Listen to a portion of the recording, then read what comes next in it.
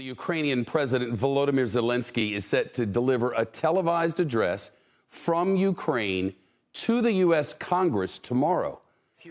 Last week, he spoke to the British Parliament. Today, President Zelenskyy delivered an emotional speech to Canadian lawmakers. And at one point, he asked the Canadian Prime Minister Justin Trudeau, "Can you imagine you and your children hearing all these severe explosions? The bombings of the airport, the bombing of the Ottawa airport?" He then asked, "Can you imagine if the famous CN Tower in Toronto was hit by Russian bombs? This is our reality," Zelenskyy said. Following the speech, Prime Minister Trudeau and his fellow Canadian lawmakers gave President Zelenskyy a 3-minute-long standing ovation.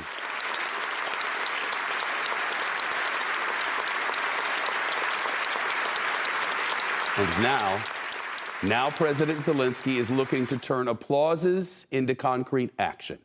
CNBC senior congressional correspondent Ilan Moy now. Ilan, he's going to put the pressure on tomorrow.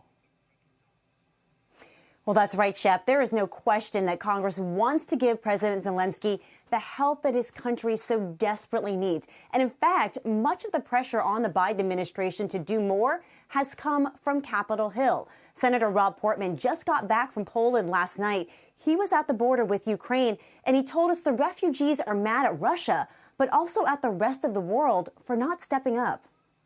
My concern is if we don't help them to control the bombardments from the skies, that the Russian military will dominate entirely.